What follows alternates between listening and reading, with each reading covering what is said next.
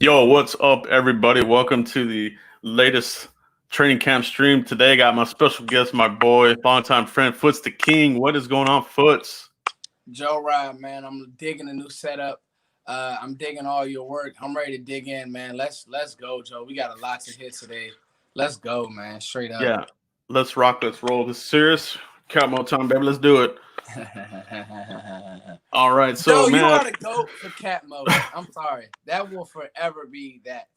yeah, you know how we do it, man. It's always serious here, Cowboys, dude. We love them. So we got a lot of news and notes. Obviously, the first thing we're going to dig into immediately is going to be where we're at with Earl Thomas, what's going on here. So let's go ahead and cover this bit of news, and then we'll dig right into it, Foots. So let's take a look here on Jerry Jones. This is coming from DallasCowboys.com. And they're quoting Jerry Jones here. If you missed the 105.3 fan stream, go catch that. But we're just weighing where we are on our roster right now. Jerry Jones not closing the door on Earl Thomas situation. So, Foots, supposedly Aaron Jones had. Ian Rappaport said that this is they're out of the running or this and that. Jerry Jones basically comes on here and says no, or not. I make that final decision. So kind of leaves the door kind of open. Foots, what's your thoughts on this here? Is this gonna play itself out, or are the Cowboys out of the running?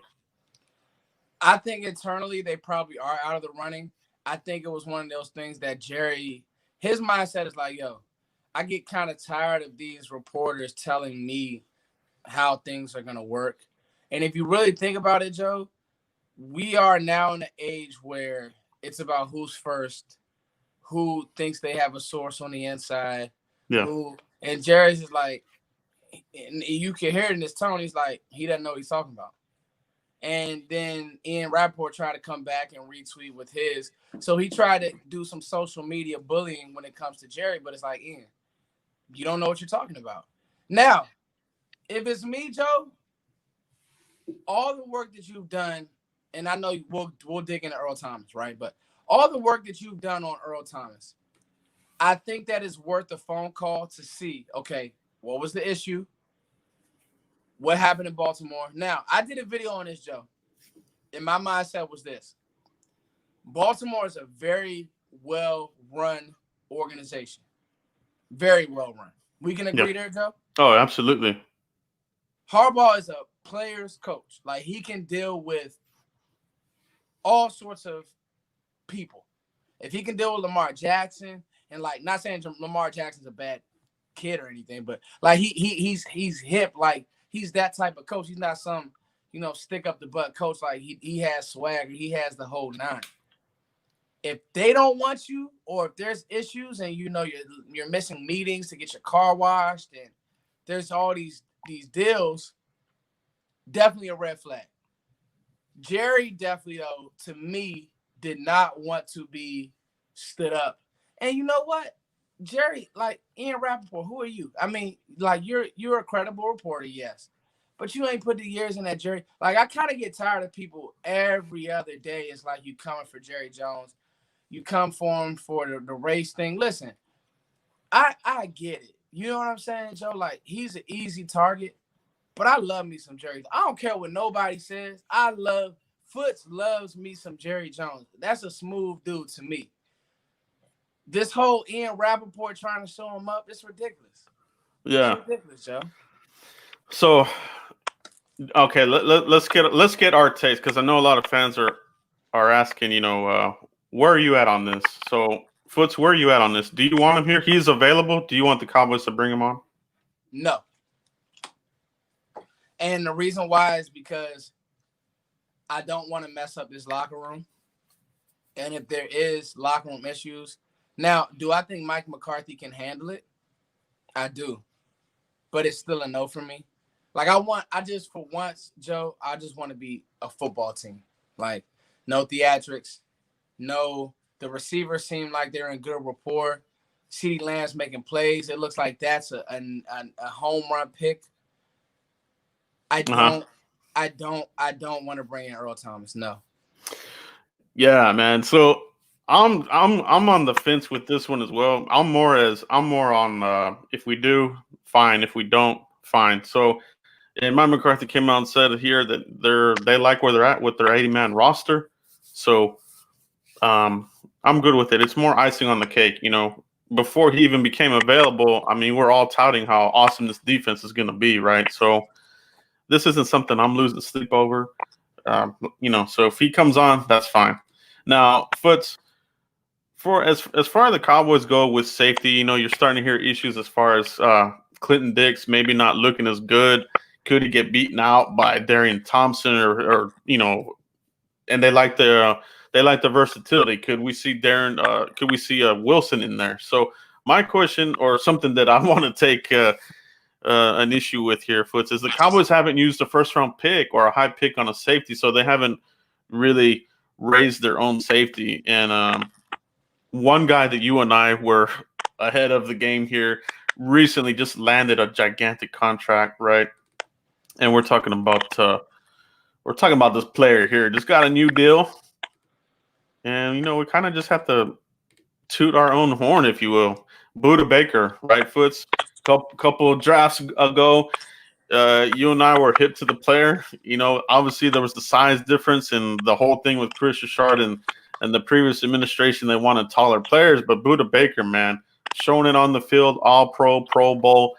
What's your thoughts on this, Foots, on Budda Baker getting that 4-year extension? Almost like a slap in the face, Joe. Because when I look at Budda Baker on film, I just see a wild animal. Just somebody who, when it comes to evaluation, right, Joe? I remember Obi Melifonwu was in that draft, I believe, Joe. Yeah. Was Byron wasn't in that draft? I think that was the year before. They all run together. But was Byron in that draft, Joe? No. I don't remember. Yeah. So anyway, the point is, me and you covered him. This is when me and you first. No, he wasn't in that draft. Me and you covered him, and this is when me and you first started getting in our draft bag. Like, yeah, all right, and we've always followed the draft, but really extensive research on these guys. And we kind of had thoughts that because of his size, he would be out of play for Dallas. But we, Joe Ryan, Footsdaking, always said, Budda Baker is a player who reminds me a lot of Earl Thomas, to be honest with you. A cross between Earl and Tyron, and obviously smaller. But you can't measure heart. You can't measure play speed. You can't measure physicalness. And I think that when you look at Budda Baker, he checks all of those boxes. Is he smaller? Yes. So you may wonder, okay, how does this player hold up in the league? Well, he's held up fine. And unfortunately, there's times where Dallas and teams have to break their size, speed threshold, like when it comes to players who don't run a certain 40 or things like that. You don't want to be so robotic that you miss on a hit, because we clearly missed on Budda Baker. And going back to what you're talking about, the homegrown safety, Earl Thomas for 2 years doesn't solve that issue. And that's what you're saying. It's like, yo, if you want a playmaker on the back end, go draft what you think is a playmaker on the back end. Yeah. Like Donovan, and I actually do like the way that Darian Thompson plays. I just don't know if he's a long-term solution. Right. Yeah. And I want to hold out hope for so when we signed Clinton Dix, I don't know if you know, but I was really like, the same way that you feel about Earl Thomas, like you could go either way. That's the same way I felt about I really had no real response. It was just like, okay, that was it. Well, yeah, for me, it's kind of like I saw him as he's on a short-term deal, right? So it's more like, is he more of a camp body? Is he a bridge to somebody that they want to bring in? Are they hoping that one of these younger players can beat him out? And maybe they're finding that out. Maybe he is that bridge, and they brought him in as a backup to a younger player that they can get in there. But yeah, they got to figure out that safety position. Like I said, it's been quarterback, it's been defensive tackle, it's been safety. The three positions the Cowboys haven't used a first-round pick in over a decade. So that's where we're at on safety. Let's see what the Cowboys come up with. But like I said, I think we're in good shape right now with that front, getting a lot of that pressure. Let's go ahead and change gears here and take a look at some of the news and notes, everybody. Once we get through these, we'll start taking comments and questions. Right now, we're going to take a look at a little bit of what Dave Hellman is talking about here with, CeeDee Lamb, Trayvon Diggs update, and some of the Utah boys. All right, so David Hellman, I suppose it's not surprising given the hype, but it's very fun and encouraging that CeeDee Lamb and Trayvon Diggs have easily been the best rookies at this camp. All right, so your first and second round picks, they're backing it up, right? Behind them, I think the two Utah guys, Bradley Anae and Francis Bernard, have been the other most impressive rookies, right? Yeah, so that's where we're at. Foots, when we were talking about this as well during the draft, I don't think any of our, Cowboys YouTubers had CeeDee Lamb even falling to us. It was the biggest surprise of the day. But Trayvon Diggs, a lot of us had him mocked as a possible first round pick, with him and Delpit and, the other LSU cornerback. So it's interesting to see that we were able to get him in the second round, and now you're starting to see more stacked practices with positive conversation. What's your thoughts there on these first two picks? So when we talk about, first of all, it's great. Like when I see, let's go Trayvon right now, Joe. Trayvon Diggs, a big, fast corner. Like, just give me a lot of those. Give me players that know how to use their arms, because he has very long arms. So when you see Trayvon standing next to his brother, he's not visibly taller. He's visibly bigger. You get what I'm saying to you, Joe? Yeah. And it's showing up on film the way that he knows how to almost box people out in a sense. And it's one of those things that you go to the Alabama honey hole for a reason, because the pro game it just doesn't look like it's too fast for him, Joe. Yeah. He's step for step with Noah Brown. He's running Noah Brown's route on that one out and go. He's just step for step. Probably could have picked the ball off. It's little things like that, the route recognition. And, I hit on this, and I'm sure a few others did. During draft time, Joe, the thing that I really wanted to make people aware of is like, he's practicing against Henry Ruggs, and he's practicing against my guy who just went to Denver. I can't think of his name right now. Oh man, Joe, I hate this. It was CeeDee Lamb, it was Henry Ruggs.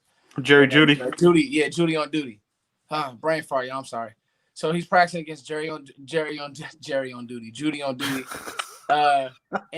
So he's seeing the true speed. He's seeing a great route runner in Judy, and he's just getting better.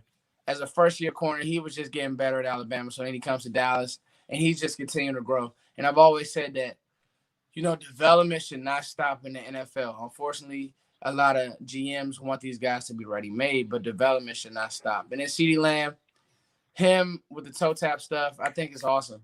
I think that's how you use him early on. I think early on, Joe, you just let him be a playmaker. Like, you just throw the ball up. You just design a few things for him. You don't have to have a certain catch count for him, or just let him get his feet wet, because he is still a rookie at the end of the day. And, you want to make sure that the program isn't too much. But right now, so far, so good. The athleticism, it just jumps off the screen. You now have two true jump ball receivers in Michael Gallup and CeeDee. And that's just very encouraging. Another thing is that, like, look, the competitor in Gallup and Cooper, this should make everybody better. When they see CeeDee Lamb making big plays, if you're any type of a competitor, Joe, you should want to make big plays. Like, seriously. I know if I'm lining up as Z and I see CeeDee Lamb getting footballs and I see him making plays, I want to make plays, Joe. Like, I don't care how much money you make. Gallup hasn't got his contract yet. These guys it should be little competition within each other. Yes, you're on the same team, but I want to get mine as well. And then the most exciting person I'm excited about is Bradley Anae, because I told people that out of everybody, people give me Gallimore, they give me the center. I say, yo, Bradley Anae is the one to keep your eyes on. I know Alden Smith. I know all these other pass rushers that we brought in. But I just have a great feeling about this guy's motor. You can't ask any coach. You can't coach motor. You can't coach guys that are going to go hard every single play. So I know that's a long-winded answer, Joe. But am I surprised? Really? No. I would say I'm more surprised probably by Francis Bernard because it sounded like he has a really good shot to make this team. But I'm thankful because again, it looks like this pro personnel has done a good job of drafting. Yeah, no doubt, man. I think they've done a really good job. In considering all the names that were associated with the Cowboys, Caleb on Chason, and some of these other guys. Delpit was in the conversation as well. So he's out with looks like an Achilles rupture. So Cowboys have done well. These guys are progressing along. As far as Anae and Francis Bernard, these two guys are really starting to pop off as well. Francis Bernard, I think, is locking up. We're days away from these guys having to make a roster cut. To 53. We're talking the end of next week. So these guys are running out of time. But Francis Bernard, I think, is going to end up pushing off Justin March, in my opinion. He's just making too many plays. You cannot, hope that he's going to get cut and you're going to be able to bring him onto the practice squad. For me, Francis Bernard, you got to keep him. Bradley Anae, he's a keeper. These two guys are keepers, and they're going to take somebody's job, I think. So what's your quick thought on these two guys here, Foots? On Anae and Bernard? Yeah. Yeah, I mean, I kind of hit Anae. I mean, so I'll be honest. You hit it on the head. Either Joe Thomas or Justin March. Now, what's the contract situation with Joe Thomas, Joe? He's on a 1-year deal, and so is Justin March. They're both 1-year deals. Get away from either one of those guys. Sean Lee as well. Yeah. So they got a bunch of 1-year guys. Ooh, is Sean Lee a surprise cut, though? Yeah, it is something that the people are not talking about. It could happen, man. That's Every one that could year, be a surprise. Yeah. I never forget when Dan Bailey got cut. Biggest curveball in my Cowboys career. Of me covering the Cowboys was Dan Bailey getting cut. I think you were on it. You actually, Joe, I got to give you credit. I don't think other Cowboys YouTubers knew the severity of his yips, more or less. Oh yeah. But I'll never forget, you was just like, "What's up with Dan Bailey? I don't have a good feeling." And then he got cut, and everybody was flabbergasted. And you were like, "Dude, I freaking told you." So, Joe, I'm going to give you credit there. So, I'm going to go out on a limb and say, I'm not going to say Sean Lee is going to be cut, but I will say, if they're evaluating correctly, let's just talk about this. And you have a player with young legs like Bernard, because he can run, right? Can play all three linebacker positions, right, Joe? Weak, strong, middle. What are you doing with Sean Lee? What are we doing? Is this the Jason Witten fatherhood deal? Right.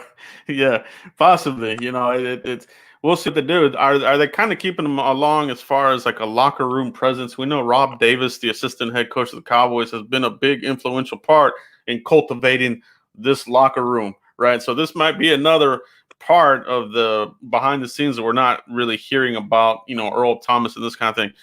McCarthy brought him on for a reason, Rob Davis. So yeah, man, if that's why they're keeping Sean Lee on here, I could see that. But as far as the future, I think you got to look at Gifford, you got to look at Bernard, and I like Gifford as well. Gifford's a good player. Yeah, and I think that I think the two that make it oust, the three. So you're looking at three players who may get oust, unfortunately. Sean Lee, Justin March, or Joe Thomas. I like Joe Thomas. I don't know what it is about him. I think that Joe Thomas has more years than Sean Lee, just being honest. Yeah. No, I don't see Joe Thomas going anywhere. He's played with McCarthy before, and he's pretty good, man. He's pretty good. So I think there's not much fall off at this point with Sean Lee and Joe Thomas. So I could definitely see him sticking around for sure. Correct. And that's where that's where it's like, if the neck is okay, so me and you were also. It's like, it's crazy when it comes to YouTube world. Me and Joe, we kind of have our takes. Me and you were really. I know. I'll speak for myself, Joe, and I'll let you speak for yourself. Since we're talking about linebackers, I was and am still very concerned about Leighton's neck. I don't care what, like his press conference was really interesting. I don't know if you caught it. He was really defensive about the neck. Not like defensive in a way like, I don't want to talk about it, but he was kind of like, I don't want to talk about it. Like, I'm ready to go. I don't want to take any more questions about the neck. And it's like, dude, you're being asked these questions because you had a neck injury in college. You had a neck injury in the pros. I just don't expect the neck to just get better. Like, yeah, you play a physical position where it's a car crash every play. absolutely, yeah. Yeah, so I mean that's why I feel like the only one that, for me, that's really on the bubble here is going to be Justin March, because you got to have Joe, you got to have Luke, Sean Lee, possible surprise cut, Bernard, they like him, Gifford, so yeah, so that's where we're at on the linebackers. Everybody, let us know what you guys think in the comments about the linebackers. Is this Sean Lee a surprise cut? Let us know in the comments. How do you guys feel about Francis Bernard? The guy's a lion out there. You see that mane, you see that hair. He's got the look, he's got the swagger, and this is what the team needs. They need an infusion of attitude, right? And I think we're getting it with him. Let's shift gears to the offensive side of the ball, Foots. This comes from Calvin Watkins, okay? Let's take a look at this news here coming out of training camp today. This is about Dak Prescott and Michael Gallup. Dak Prescott completed this unbelievable sideline pass to Michael Gallup for about 40 yards. It was one of the best passes I've seen Prescott throw in my 3 years on the beat. All right, so yeah, the chemistry here, Foots, it looks like it's a continuation. They're picking up where they left off. Gallup, 1,000-yard receiver last season. We see the progression. I had a little bit of a drop, issue here. Was that more Sanjay Lal technique issues, focus, I like what they're doing here with Adam Henry. They look a lot focused. These guys are playing really sharp ball out there. What's your thought on Prescott and Michael Gallup chemistry into 2020, Foots? Joe, I'll be completely honest. It's Michael Gallup and CeeDee Lamb are probably the future of this team, if we're projecting. Like, it's no probably. Mm-hmm. Like, I can see them. I can see Coop playing this year. I can see Coop playing next year. Then I can see Coop being phased out. Yeah. And that's just the way the NFL goes, man. Because the talent will be so deniable with those two that if a Cedric Wilson continues to trend up, and I'm sure you're going to get to him, he's been doing his thing. It looks like he's closing in on that fourth receiver position. And if you can continue to keep the tight end position fresh with the Pollard, I've said all along, Gallup is Terrell Owens, and people laughed at me. Oh, yeah. People laughed at me, Joe. I said it at the beginning of last year. Michael Gallup is Terrell Owens, and in the second year, he has 1,000 yards. A sneaky 1,000, Joe. Yeah, so absolutely. That's what it is. I'm telling people, Michael Gallup, he's a true X receiver. CeeDee Lamb is a true X receiver.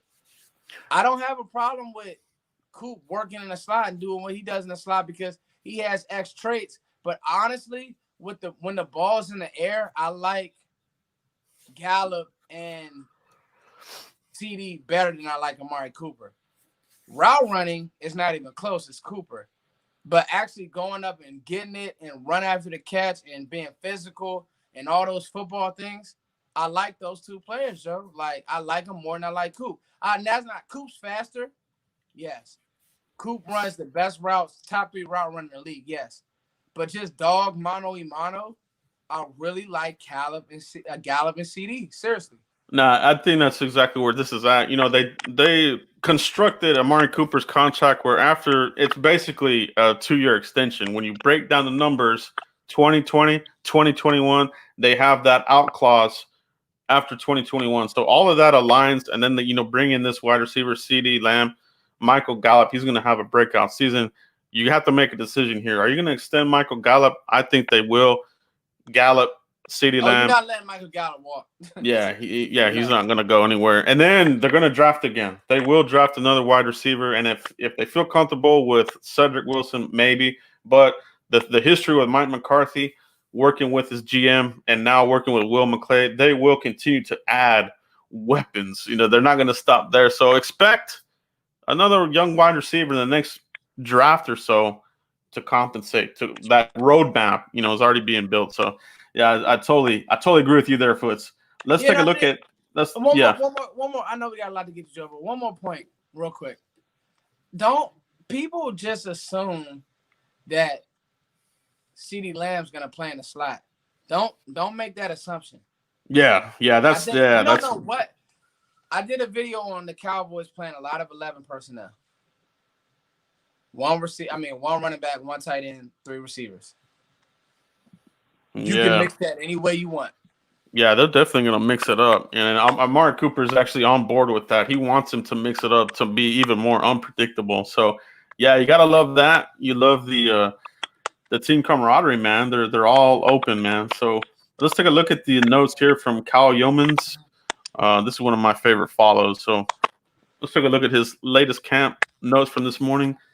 LVE got his first true hit since his injury. He flattened Tony Pollard, so that's good. Everything seems to be holding up. Obviously, this is training camp. This isn't, 60-plus snaps or whatever that Leighton's going to play there at the Mike position calling the defense. But it is good to hear that he's got a pretty legitimate hit under his belt. That's kind of what we were waiting on.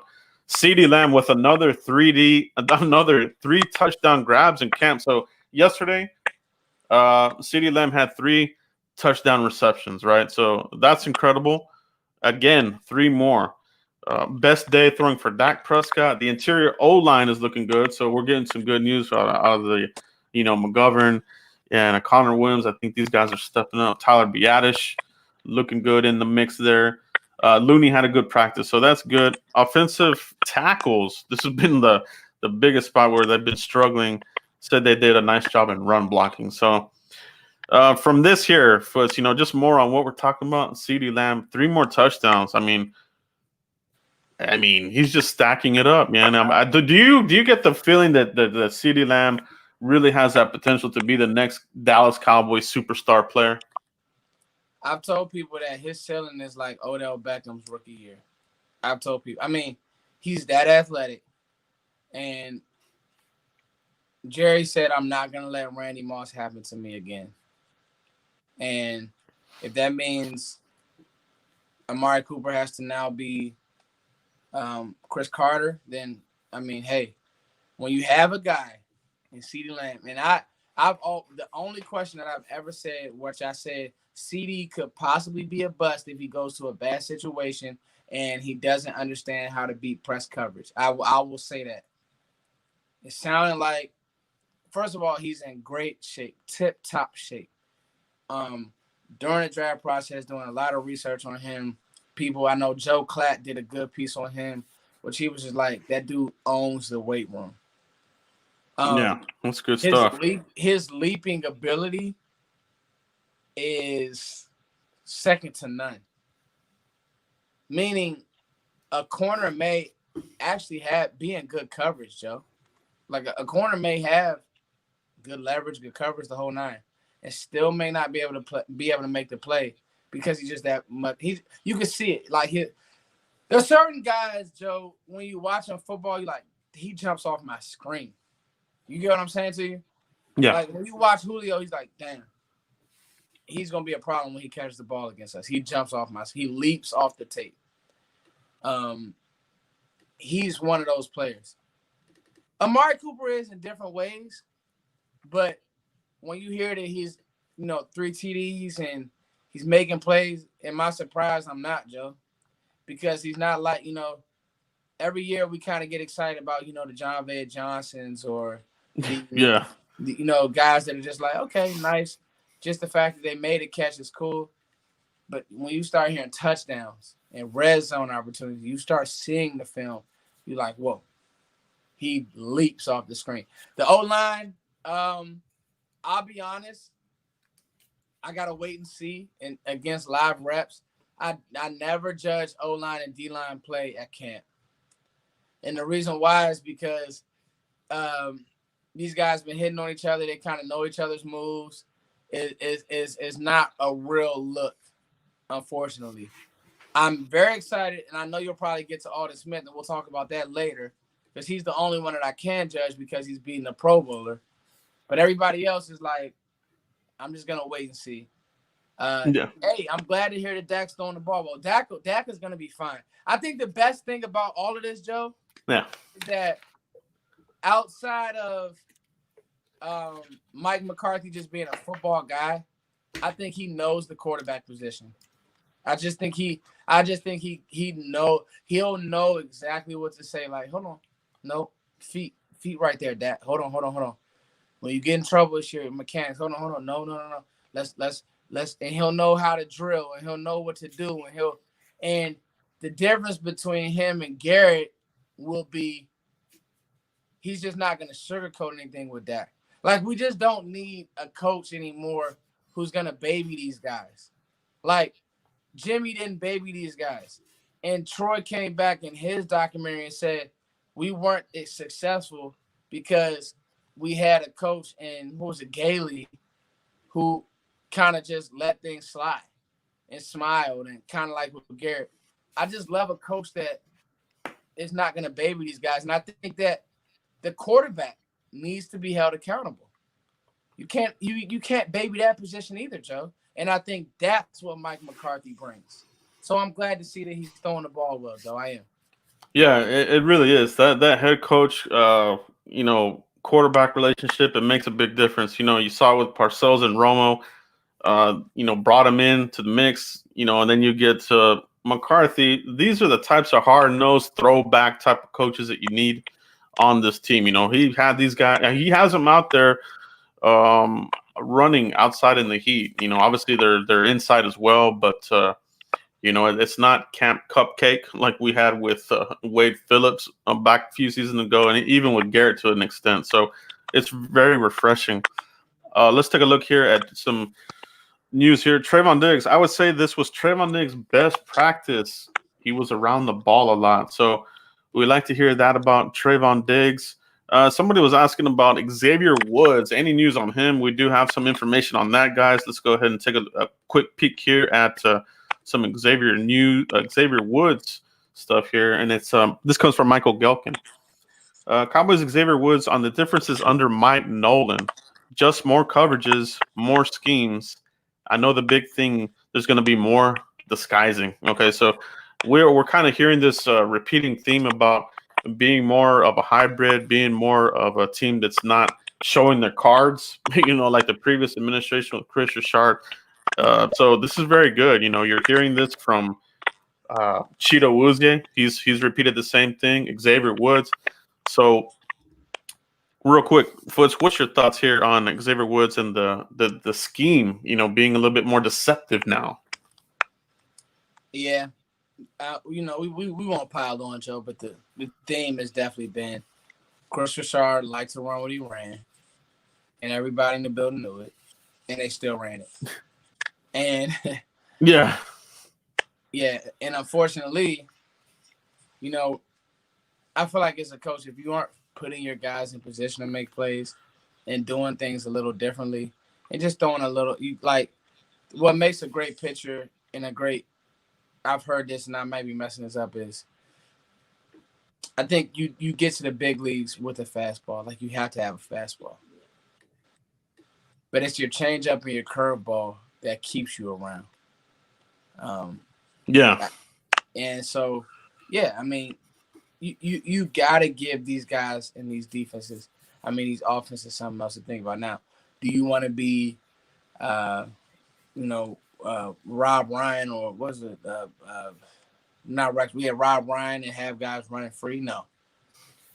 Do you want to try these crazy blitzes where guys aren't prepared? No.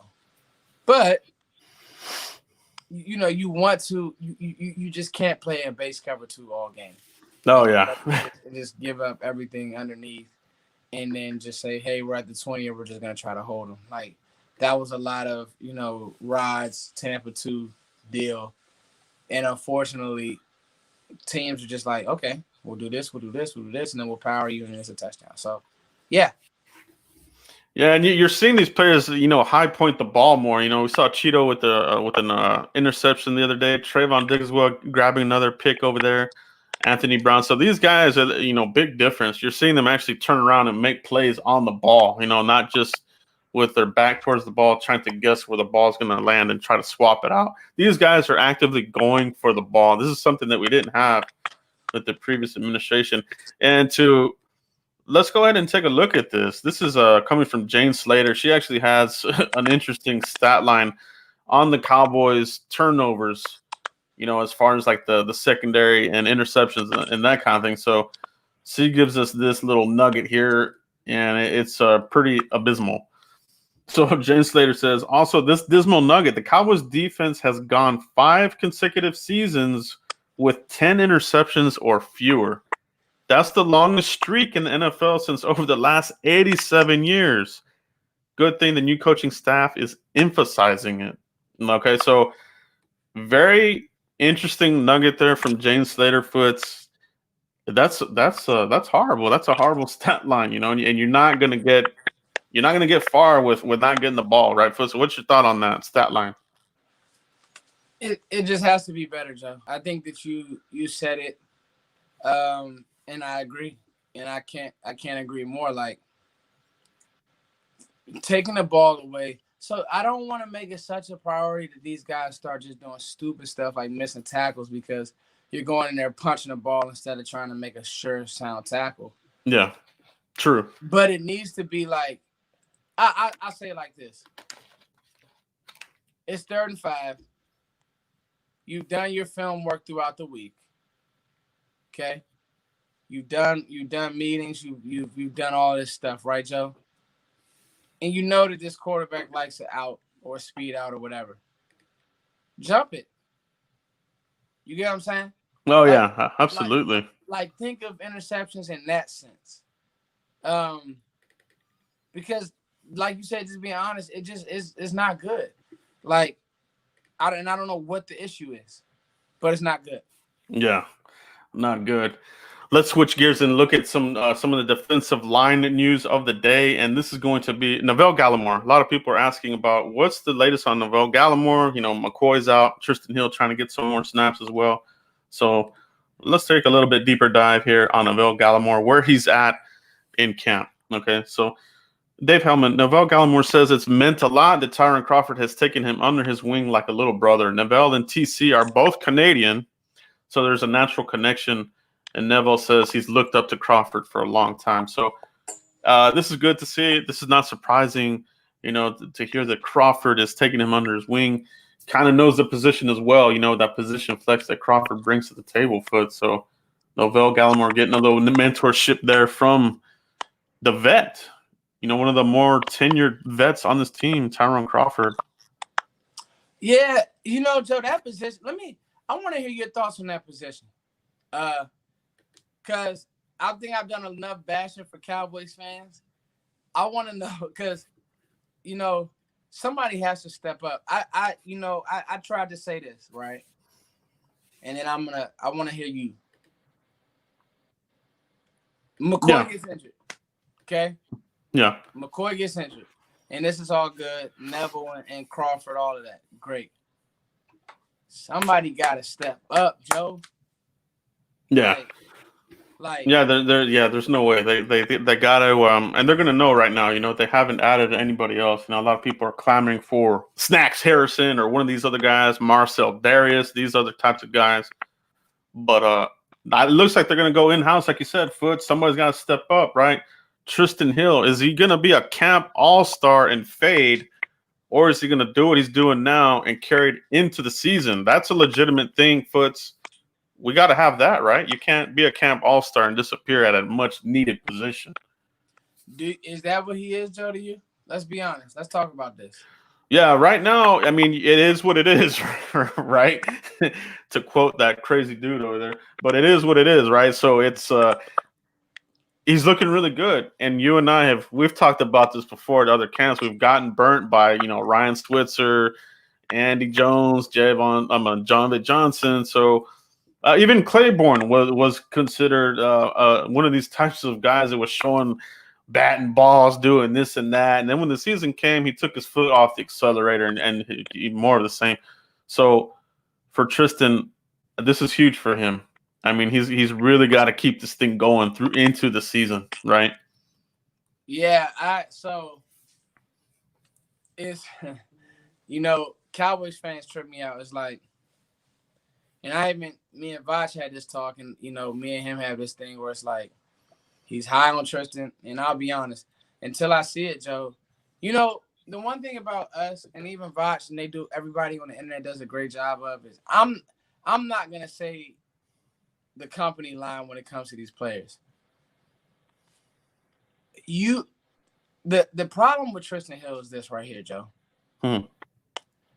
You're looking at a player who, I get he had issues with strength last year. Everybody's like, a year in a weight room are doing better. But damn it, you didn't see anything. Like, I did not see one play made. Maybe one play. Like, I get strength. Like, I feel like Tony Pollard will get stronger, but you saw something. You get what I'm saying, Joe? You saw something. Yeah. Oh, yeah, for sure. Second round pick. Second round pick, Joe. I didn't see anything, and that's the issue. Because, unfortunately, if you showed that you couldn't play in year one, there's a chance you can develop. I'm not saying that you can. I think you can develop inside. I think that you can make plays in the whole nine. But I got to see it before I can drink the Kool-Aid. I got to see it, Joe. So I'm not going to be Cowboy reporter or YouTuber that's going to say he's going to go out here and have, a bunch of tackles for loss. I got to see it. Yeah, you do. Those first couple of games of the season are really going to be the tell. What's he going to do against the Rams? And what's he going to do against these NFC East guys? The Eagles' offensive line. For much we hate the Eagles, their offensive line is not bad. The Giants have upgraded the heck out of that. Going up against Hernandez, that behemoth there. He's 3 years in. He's a lot better, stronger. So he's going to have a lot of good tests early on. So it's going to be fun to see. Obviously, we want to see him succeed for sure. Neville Gallimore, I think he's coming along as well. And we're seeing this here from him. He's admitting here that the biggest difficult is the transition. There's a lot more technique involved. Foots being big, strong, fast guy. Everybody in the league is like that. So you're the field is leveled out now, right? So he's talking about the technique has to be that part of your game that gets you past the guy who's equally as good as you. So more fundamentals, you definitely pay for the little mistakes. So it's good that Neville Gallimore is able to step back and take a look and say, hey, I'm not the baddest dude here right now. I'm having issues with some of these other guys in the offensive line. So yeah, I think a lot of us put a lot of pressure on these defensive linemen, first year rookies. You see they have success in college, but like the cornerbacks, unless you're one of these awesome guys, right? Like a Von Miller or like a Aaron Donald, you're not going to really see that big payoff immediately, unless the guy's just a really big gem, right, Foots? No, I mean, I completely agree. And unfortunately, with Tristan Hill, his best trait coming out of UCF was his first step. And you just didn't see any of that last year. You know what I'm saying, Joe? So it's one of those things. It's just like power was never really his game, but quickness was. And the quickness looked like it was lost. And then you watch his interview and you didn't see kind of just, I don't know. Yeah. Nolan comes off and he says, hey, this guy's doing good. He's trying hard to do what we need him to do. And you're like, okay, I guess. But I got to see it, Yeah. Some of these guys I gotta see it. No, yeah, you're not wrong about that at all. Foots. That interview, and I talked about that with Skywalker Steel. That it was a little awkward. You could kind of get where maybe he does rub people the wrong way. It's very short answered. He obviously he's not one that's gonna like to interview. I compare him to like a Ratliff, a guy that just doesn't want to talk to the media, and you can tell he's annoyed by it. But as long as he keeps stacking these practices and carries into the season, I'm fine with it. Just show me that you can keep it going. I don't care about how good you're doing in camp and this and that. I really don't. I want to see it into the season because that's where it matters, right? That's where it matters. So like you say, I love the term camp all-star because you're right. Some of these guys, all camp, all team camp, coming the season, they can't make a play. You get what I'm saying? Yeah, for sure, man. Yeah, like you said, the high level guys, I kind of knew that, Trayvon Diggs would be fine. His brother's in the league. He's a pro. He's a focused kid. You knew CD would be fine. He played big time football. He's played against, top notch. But some of these guys coming from like UCF, okay, I need you to, be good here. So. Yeah, and to his part, he is looking good. It's good that we're seeing him, do this right now in camp. It would be really concerning if Tristan Hill was still, not showing up right now. That would be like, okay, we have a big issue here. But for right now, not looking bad. Let's just carry that into the season. Let's talk about Neville Gallimore, his teammate, right? So Neville Gallimore kind of talks about CeeDee Lamb in a very positive light. Let's take a look at this here. This comes from Jory Epstein. And, she says, Cowboys rookie defensive tackle Neville Gallimore saw CeeDee Lamb flash as Oklahoma teammates. I've seen him do freaky stuff consistently, Neville tells us. It amazes me being a friend and teammate of his, but I wouldn't say it surprises me. So, just more confirmation from a teammate that, none of us should be surprised by this. To me, man, I see CeeDee Lamb as that next Cowboy that's going to don the star, that's going to have that crazy superstar appeal. Cowboys are really good at landing these guys, man. So, what's your thought on that, Foots? You just can't deny talent, right? Like you can't. I guarantee. So I'm gonna say this. I guarantee Amari Cooper's watching CeeDee and saying, "This guy's just good, man." Like that's what I said. Kind of that competition thing. Not saying that is envy, but if a guy can play, you just sit back and say, "Man, there's nothing you can do." You know what I'm saying? It's just nothing you can do, Joe. And that's I feel like jump balls this year is just gonna be. It's gonna be outrageous if Dak can just give him a chance. That's the one game I want to see that part of Dak's game improve. I don't think anybody threw a better fade than Tony Romo. Yeah, facts.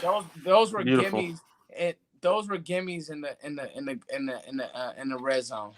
And I feel like if Dak can ever get that part of the game down, like not be worried about the turnover, but just more so just worried about how to throw that lob. I feel like his game is, if he can figure out that part of it, because that's truthfully what it is. It's just a layup. Just lay that thing up, man. Just lay it up. Indeed. Yeah. Indeed. That's what it's going to be. Some guys are asking, where's Shewo Alananua, right? Where is he at? Where are they at with the fullback position? What's going on there? We have some news here from the fullback out of TCU. This is good information here. This comes from our favorite beat writer, Michael Gelkin. The physicality is increasing. Cowboys have introduced more 2-in-1 personnel in drills, right? Allowing the chance to evaluate undrafted rookie Shewo Olanelua. Okay. Try to say that 3 times as fast as you can. It's impossible. Okay, but Shewo. We know his first name is Shewo. We know that. His best rep in drills as a lead blocker may have come when he was delivering pop to the linebacker Francis Bernard. So, Foots, fullback position, we saw Alawale opt out, and pretty much it's Shewo's position to lose. So, thoughts on the fullback position here with the undrafted rookie, Foots? I think it's great. I like what San Francisco did with their fullback last year. I think that's, what's so funny is like everybody's in a rush to get these nickel players on the field. If you could play with a fullback who can go dig these guys out, it's like taking candy from a baby. Everybody's playing so spread out now, Joe. I think football has kind of become that, where you need 3 good receivers. Hey, just bring a bruiser back inside, bring a bruiser back in the box, and we'll just play physical. And I Yeah. think that if he can dig, that was a problem with Odawale. As big as he wasn't really physical. Oh yeah. He wasn't a glass eater like Broadus would say. He wasn't. He wouldn't get his nose in there. No, and playing that position, that's the dude I want. Like you said, knocking people's heads off. So yeah. Yeah. Very good information there on fullback. It could be a weapon for us. Now, looking at Kyle Yeomans, we got some information here for Reggie Robinson, right? He's popping up on the positive side here. People have been asking about, what about Reggie Robinson? So he says, Reggie Robinson had a really nice breakup in back of the end zone as he batted the ball out of the hands of Charlie T, the undrafted, tight end out of, I think it's Hawaii or one of those, pumped up the whole defense. So it's good to see Reggie Robinson getting in the mix. Gallimore, solid explosions off the line. We mentioned that, that 4.7 speed, the best at the draft for the big men. Okay, swim move, bull rush. That's something that we've seen him do at Oklahoma. Funniest moment in practice came when Tristan Hill blew up Connor McGovern on a false start. Both were playing through the whistle. You gotta love that. Hill then picked up McGovern and began laughing with the whole defensive line. Made me chuckle. So you like to see these little nuggets of news. This is Kyle Yeomans, I think, comes in the clutch with these little nuggets that the other beat writers don't report. So I do love this about, talking about Tristan Hill, right? Blowing up Connor McGovern, getting it done. Both these guys playing through the whistle. You do want to see that. McGovern coming back from that pec injury, getting busy, getting scrappy in their foots. Yeah, that's his game, man. McGovern is a strong player. So if they're in there going at it, man, hey, may the best man win. I love to hear all of that, Joe. I do. Absolutely. Hey, it's gonna be interesting to see how McGovern plays this year, Joe. I want to see. I love Connor McGovern, especially coming off the ball and being physical. I just hope that his transition now after the injury, like you said, will be good and clean. Absolutely, and for Connor Williams' part, looking good. Looks like he's kind of winning that battle right now. I think they're going to go with the vet, but I've talked about on my stream here. Connor Williams is getting a little bit of that injury bug. So Connor Williams pops up with a sore knee or something. We could see Connor McGovern in there. So let's get ready for that. It's good to hear that he's looking scrappy in there. All right, guys. So we'll take some comments and questions in the chat box. Lay it out for us. Let's see what you guys got. Asmodo, appreciate the donation there. I think Jerry was told either choose Randy Gregory or Alvin Smith. So I don't know if he was told to choose one, but it is a shame that Randy Gregory's going through this whole business with getting held up, with his NFLPA agent representative. But it is good that we have possibly that icing on the cake. If this whole thing plays out like we think it's going to go with Earl Thomas not, coming here, if you get Randy Gregory in the mix, icing on the cake, man. You know what I mean? Yeah, I told you when it comes to Randy, definitely icing, but it's icing I don't think we'll ever see. I don't. Yeah. Until I see it, I don't know what's going to happen with Randy Gregory. It seems just like the ghost of Randy Gregory at this point. Yeah, it is, and he hasn't built enough equity to even become a restricted free agent. That's how much time he's missed with the Cowboys. That's incredible, What was it, 2016 he was drafted? Longer than that. 2015, and still hasn't hit restricted free agency. So it's a crazy deal. It's a crazy deal. Dude, 5 years of off and on is just ridiculous, like you said. Yo, Vach Lombardi in the chat box. What's up, brother? Hey, we're ready for that fantasy football league, man. Right foot. Vach, I called you out. Me and you beefing over Tristan Hill. I got to see it. I'm ready to throw Neville in there. No, I'm just joking, Vach. Hey, seriously. That's one thing I love about me and Vach, and you guys know Vach is the GOAT. He sees what Tristan can be. I do too. I just want to see it. And Yeah, Listen, absolutely. I'm gonna be honest. And Vox will hold me up my foot to the fire. If Tristan comes out and balls, even shows me something, I'm gonna eat a whole heap and help a crow. Yeah, I'm ready for it, man, because we do need it. And Right, you need it. the I good thing want that it. Yeah. I was talking to Steele about this to Skywalker, and we're talking about at least we'll know, right? Because you're gonna give him those snaps to look. You're gonna know if he doesn't follow through the season, then okay, this ain't it. But you do got to go with what you're seeing right now. You gotta be happy that you're seeing some good things from Tristan right now. So I'm pumped for it, man. I'm pumped Right. for that. Yeah, Foots. This is something that I wanted to hit you on. The Lyle Collins showing up really out of shape. Looks like he's really out of shape. They're not saying what his weight is, obviously, and that kind of thing. But for him to not be in camp yet, what are you concerned about this? So with the virus, I had a feeling there was gonna be a lot of this, Joe. The fact that it's Lyle, Vox, Joe, because Vox is now on the stream basically.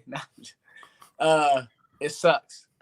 Because Lyle plays so, like, I tell people Lyle played better to me, he played better than Tyron Smith last year. Like, Lyle Collins was really good last year. Yeah, he looks like he's really cementing himself as one of the premier right tackles in the league. So this, for me, it was kind of a little bit of a letdown. You know what I'm saying? But let's see, man.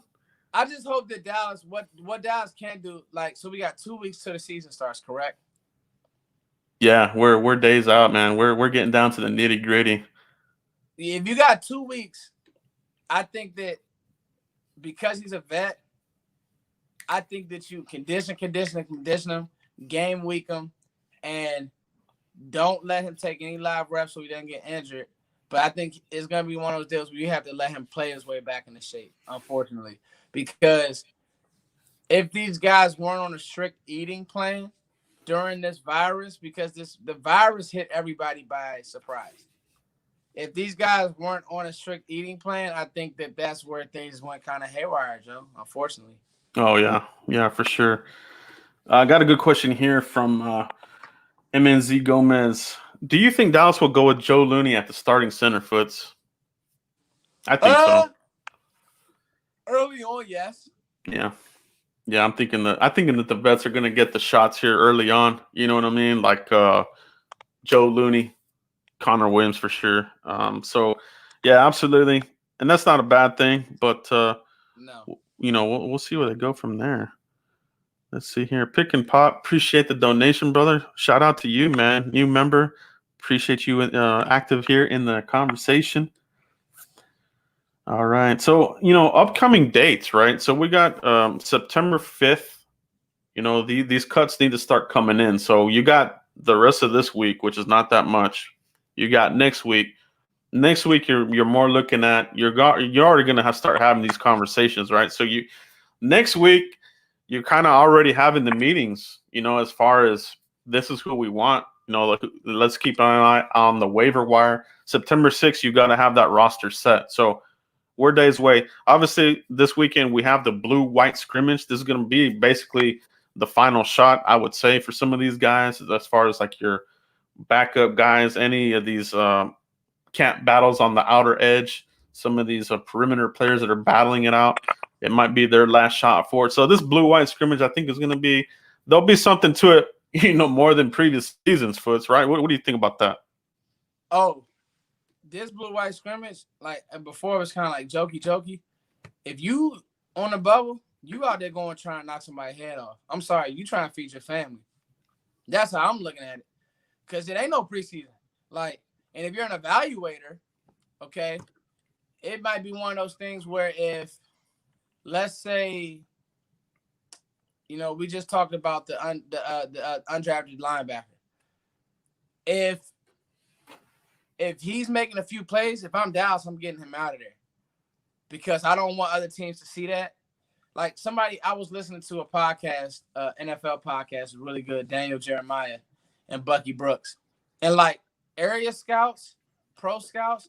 They're going to be doing all sorts of homework and nuggets, whether it's being on teams' IGs, whether it's being on teams' websites, all sorts of things to not only get their formations, but to get what players are playing good. So this blue-white scrimmage, yeah, Joe, it's huge, dude. It's huge. Absolutely, man. Absolutely. This is going to be a very interesting time for the Cowboys. So we'll break that thing down here. Obviously, you know, I'm sure all of us are going to be breaking down and analyzing that blue-white scrimmage. Vach, a shout out to him joining the chat room here today. He's one of the goats of goats, right? So we got that fantasy football league coming around the corner. That's going to be a lot of fun. But I think that's where we're at. Okay.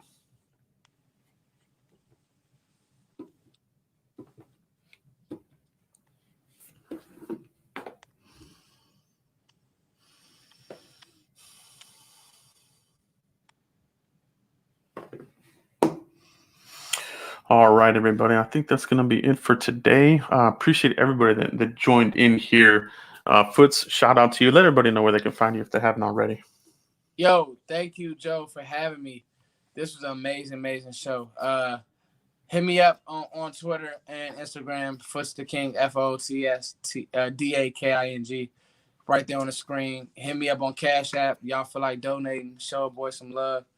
And just keep donating to Joe. Keep donating to all the YouTubers. We hustling overtime to bring y'all content, man. Absolutely. Appreciate every single one of you guys, all the donations, super chats, everybody that showed up live. If you're catching this on the replay, hit like on the video. Hit like before you head out today, and we'll catch you for the next one. I will be back later this evening for the Frisco report with Mike, so make sure you catch that one. But that's all I have right now, guys. Peace out, everybody.